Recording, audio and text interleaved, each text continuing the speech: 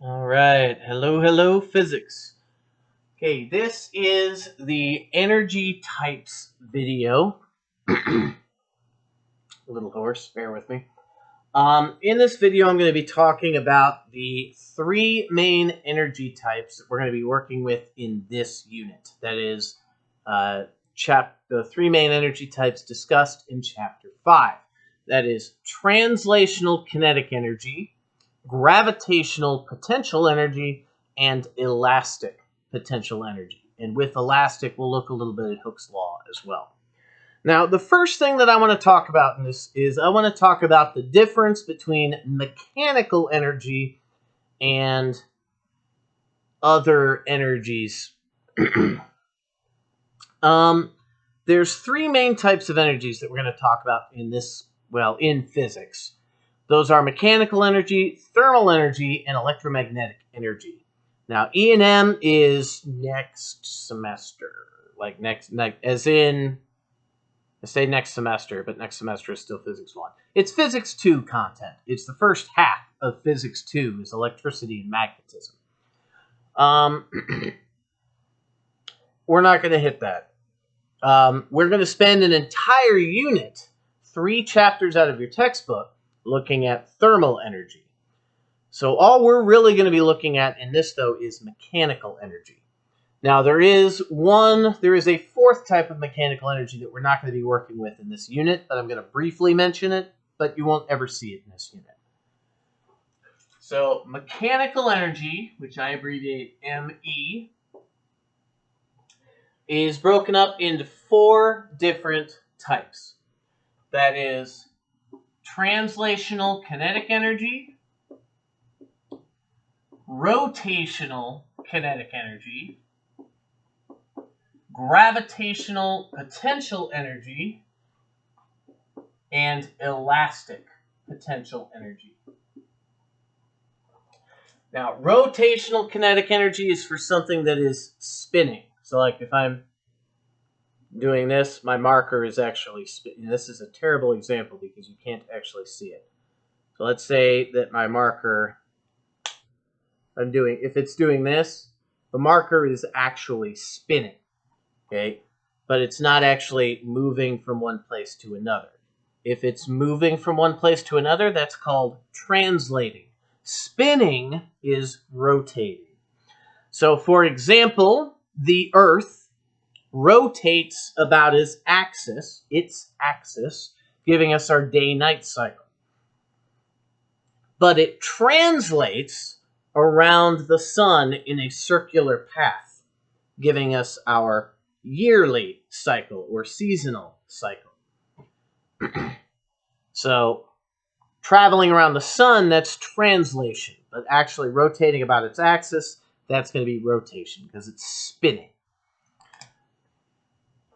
So this one, we're not really going to deal with much in this unit, but I am going to give you some background information on it because it will save us a little time later. And honestly, it's not that hard to pick up with the other 4. So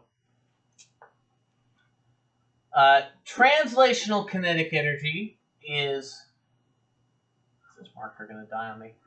Is equal to mass times velocity squared divided by 2. Rotational energy is equal to a couple of things that you've not heard of before because we haven't done rotational systems yet. Let me double check and make sure I use the right symbols for these. Yeah. Okay.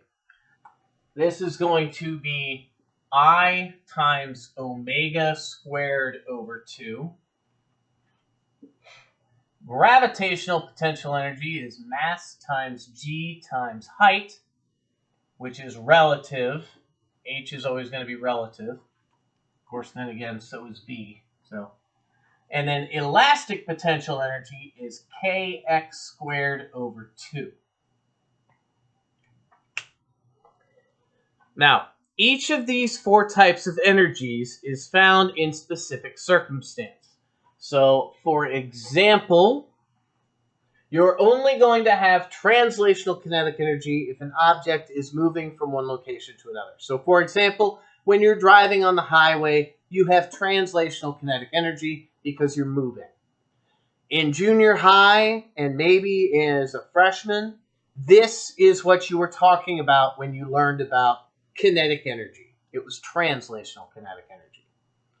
When something is actually spinning, then it has rotational kinetic energy. So let's say your tires on your car. The tires on your car actually have rotational kinetic energy and translational kinetic energy because they're spinning, but they're also spinning while they're moving because they're driving down the highway.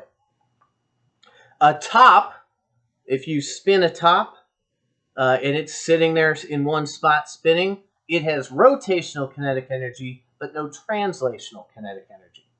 So that's the main difference between those two. Gravitational potential energy, anything above H equals 0. Now, I think we talked about when we first got into kinematics. H equals 0 is relative. You decide where H equals 0. Technically, it's the center of the Earth, but that's also not entirely correct. But it's the closest that we can get. Well, no, I'm not going to get into that. We're not going to get into Newtonian or Einsteinian physics in this class. So height is going to be your key point here. So on a roller coaster, as you go, that's the standard stereotypical example. On a roller coaster, as you speed up when you go down the hill and you slow back down as you come back up the next hill, your gravitational potential energy is decreasing as you go down the hill and increasing as you come back up it. So whatever your mass is, or the mass of the whole cart, times the acceleration of gravity times the height at whatever particular location in time is what determines your gravitational potential energy. Elastic potential energy is one you haven't really talked about much.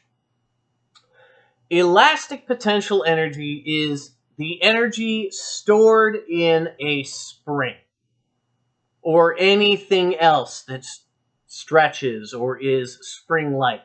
So elastic, bungee cords, some belts, some ropes, anything that can be stretched or compressed has elasticity and therefore can store elastic potential energy. So this thing right here, K, is the spring constant. It is a ratio of how much effort or work it takes to actually stretch or compress the spring. X is the displacement from the equilibrium position. And then that's it. You square X, take it times K, and divide it by 2, and that's how you get your elastic potential energy. Over here, mv squared. I didn't really cover much of this because you should know that m is the mass of the object that is moving. V is the velocity at which it is moving. So something that should jump out at you is the fact that velocity, if it's changing, the kinetic energy has to be changing. So we can't talk about energy over time. We have to talk about energy at points in time, just like we did with kinematics. However, energy is a scalar value, not a vector value. So that means that we're not going to have to deal with directionality very much in energy. Now, we will still be bringing some kinematics and forces into this unit, but for the most part, we're going to be dealing with scalar values in this unit. Well, in this half of this unit, unlike in the last one.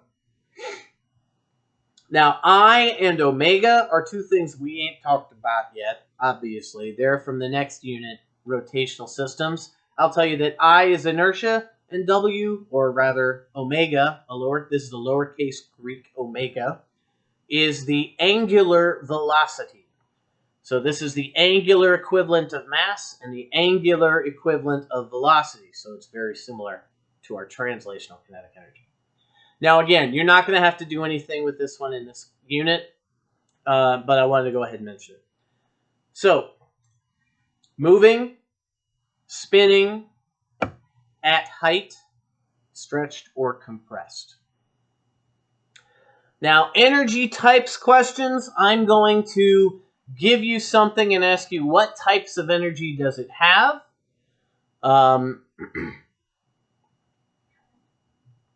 Or I might give you some information and actually ask you to calculate one or two of these for a problem.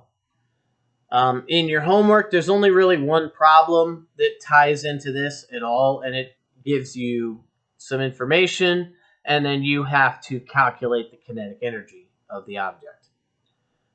That's all I'm going to talk about in this video. If you would like an additional video with a couple of practice problems on this, let me know.